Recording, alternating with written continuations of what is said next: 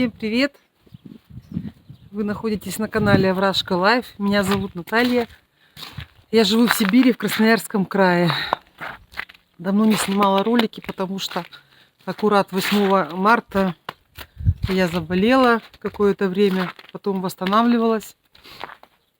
Ну и вот я уже, можно сказать, готова опять снимать. Вроде себя чувствую неплохо. За это время кое-какие события произошли у меня.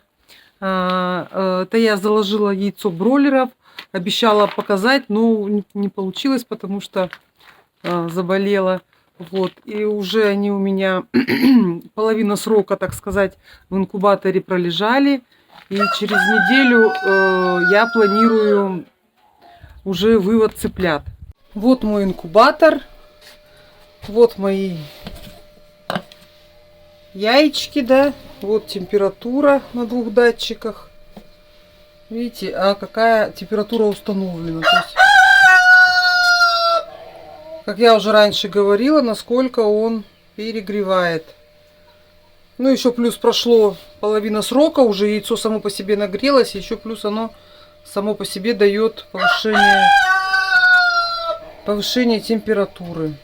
Ну вот, в общем, через неделю будем принимать роды.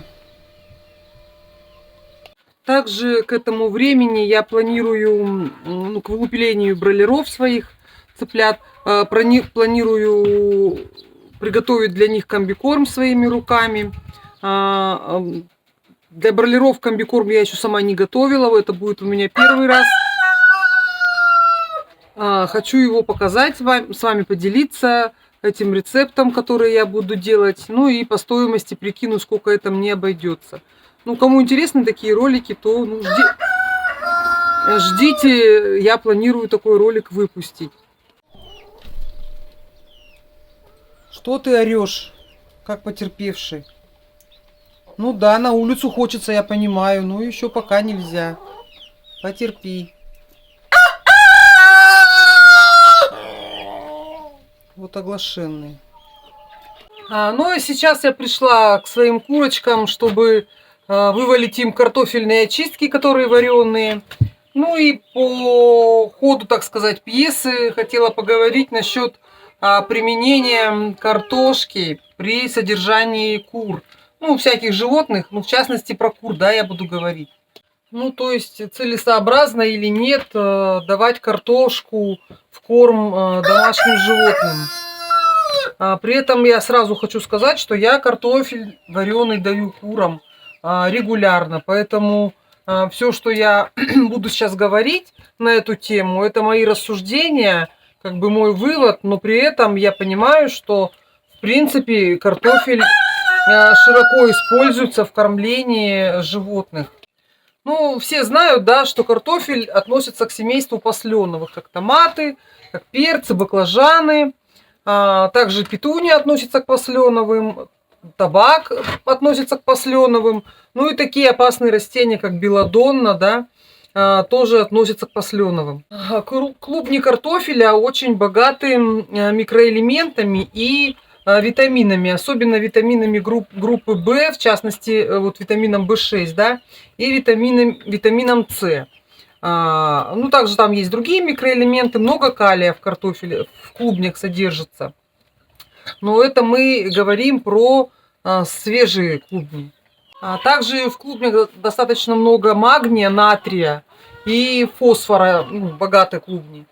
Учитывая, что картофель выращивают повсеместно, да, казалось бы, это очень отличный продукт для кормления скота, потому что употребление картофеля дает, быстро насыщает организм, да, и это чувство насыщения длится достаточно долго, за счет того, что в картошке содержится высокое количество углеводов, ну, в частности, крахмала.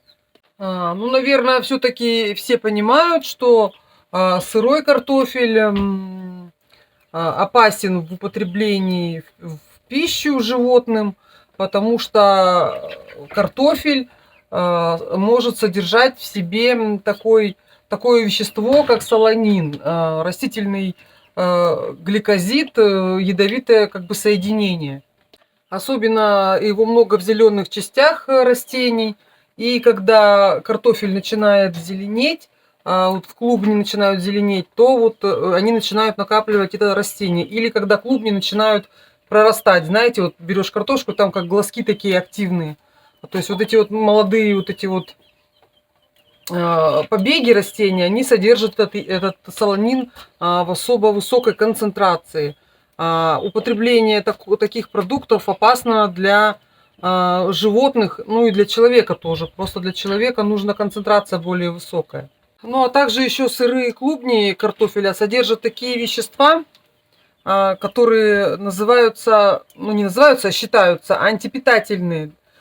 При употреблении картофеля в сыром виде эти вещества негативно влияют на слизистую желудочно-кишечного тракта, ее раздражают, ну и могут приводить к нарушению, вплоть там до кровотечений. Ну, конечно, сырую картошку давать можно, но мне кажется, если оценивать риски от применения, где-то не уследил, то мне кажется, лучше отказаться от применения сырой картошки. Лично я сырую картошку не даю никогда. Ну и рекомендовала бы всем никогда не давать сырую картошку. Что касается вареного картофеля. Ну, при варке картофель теряет большую часть всех своих витаминов, ценных питательных веществ. Витамин С при варке разрушается, как мы знаем. Ну, частично сохраняется количество калия, да, в вареном картофеле. Крахмал, который содержится в клубнях, при варке подвергается такому процессу, который называется ферментный гидролиз. Это он разрушается частично и переходит в воду. Ну, водичка такая, да, становится как немножко клейкая. В вареном картофеле углеводов в 2 раза выше, даже больше, чем в 2 раза, больше, чем белков.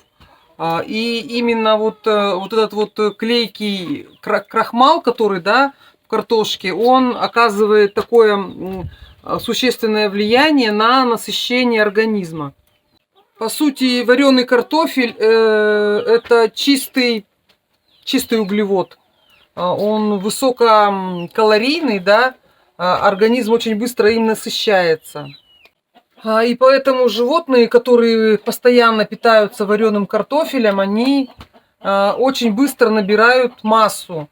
Но этот набор массы осуществляется за счет увеличения жировой, потому что, ну, все понимают, да, что когда углеводы, в частности крахмал, поступают в организм, то при его распаде он частично откладывается в жир.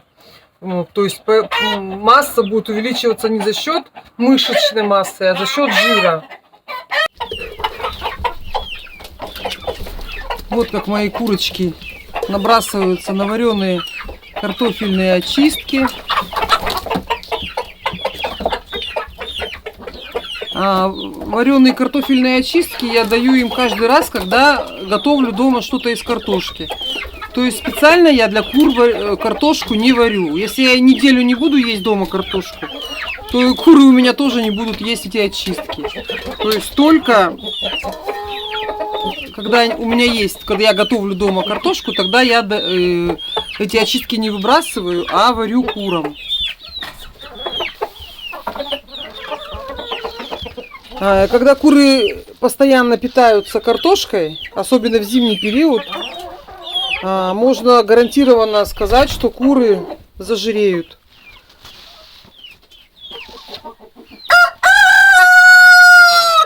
Особенно в закрытом в таком курятнике, как у меня, если в курятнике достаточно тепло, недостаток подвижности у них зимой, и можно практически гарантировать, что куры зажиреют.